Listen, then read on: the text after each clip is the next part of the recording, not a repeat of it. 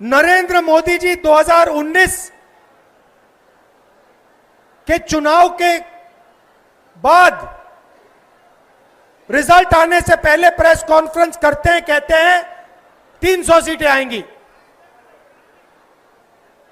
हिंदुस्तान के सारे पोलस्टर कुछ और कह रहे हैं, ओपिनियन पोल कुछ और कह रहे हैं। नरेंद्र मोदी कहता है 300 सीट आएंगी। कितनी आई? 300 आई। क्यों?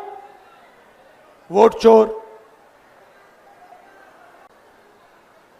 गुजरात मॉडल आर्थिक मॉडल नहीं है, गुजरात मॉडल वोट चोरी करने का मॉडल है।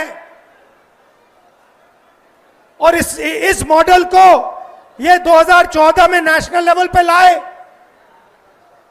आप देखिए, मध्य प्रदेश का चुनाव चोरी किया, हरियाणा का किया, महाराष्ट्र का किया। हम कुछ बोलते नहीं थे क्योंकि सबूत नहीं था, मगर महाराष्ट्र में सबूत मिल गया। इन्होंने कुछ ज्यादा कर दिया। भाइयों और बहनों, यह सिर्फ कर्नाटक सेंट्रल में नहीं हुआ है, यह हिंदुस्तान में 70-80 सीटों में किया गया था। और मैं आप इसको स्टेज से बता रहा हूं, हमने काम शुरू कर दिया है। माधेपुरा पहला कदम है।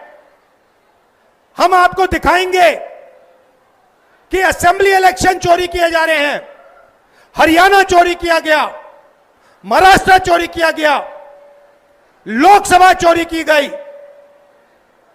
हम दिखाएंगे आपको सबूत के साथ, जैसे हमने माधेपुरा में दिखाया, सबूत के साथ हम आपको दिखाएंगे।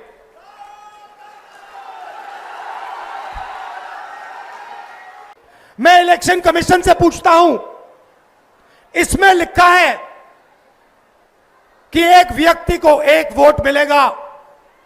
आपने 65 लाख वोट बिहार में क्यों काटे? आप संविधान पर आक्रमण कर रहे हो। बिहार में हजारों लोग हमसे मिले,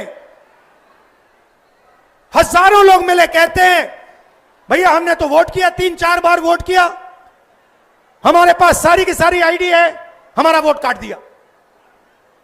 हजारों लोग से मैं मिला हूं यहां पे, जिंदा लोगों को मार दिया। और आप देखिए किसको मार रहे हैं, आप देखिए किसका वोट कट रहा है। मैं आपको बताता हूं, दलितों का वोट कट रहा है, पिछड़ों का वोट कट रहा है, ईबीसी का वोट कट रहा है, अल्पसंख्यकों का वोट कट रहा है। मतलब हिंदुस्तान के गरीब लोगों का वोट कट रहा है। अंबानी का नहीं कट रहा, अदानी का नहीं कट रहा, हिंदुस्तान के गरीब लोगों का वोट कट रहा है, क्योंकि वो नहीं चाहते कि आपकी आवाज सुनाई दे। वो नहीं चाहते कि आप अपनी जमीन की रक्षा कर पाओ। वो नहीं चाहते कि आप पेपर लीक के सामने खड़े हो पाओ। वो नहीं चाहते कि आपके बच्चों को रोजगार मिले, इसलिए इस पर आक्रमण कर रहे हैं। भाई, मैं आपको गारंटी देके कह रहा हूं, और अच्छी तरह सुनिए,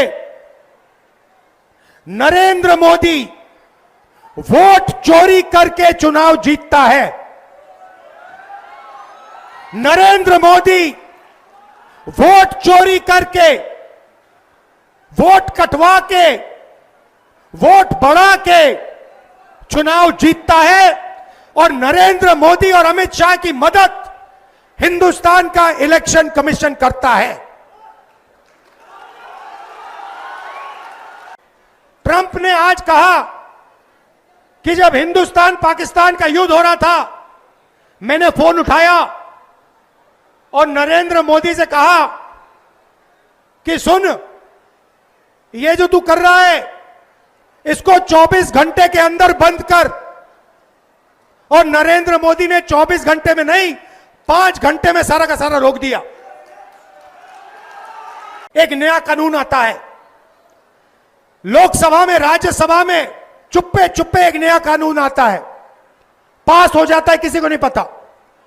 दिन में पास किया जाता है। पता है क्या कानून था? कानून था कि कुछ भी हो जाए, इलेक्शन कमिश्नर कुछ भी कर दे, उनके खिलाफ कानूनी कार्रवाई नहीं की जा सकती। अब आप मुझे बताओ, ऐसे कानून की क्या जरूरत? अगर ईमानदारी से इलेक्शन कमिश्नर काम कर रहा है तो ऐसे कानून की क्या जरूरत? भाइयों और बहनों, किसान को पीटकर जेल में डाल देते हैं, मजदूर को 2 जूते मारकर जेल में डाल देते हैं, युवा पेपर लीक के बारे में धरना देता है, लाठीचार्ज होता है, अंदर कर देते हैं, एफआईआर लग जाते हैं। मगर हिंदुस्तान के इलेक्शन कमिश्नर के खिलाफ कोई एफआईआर नहीं कर सकता है, कोई कानून नहीं एक्शन ले सकता है। क्यों?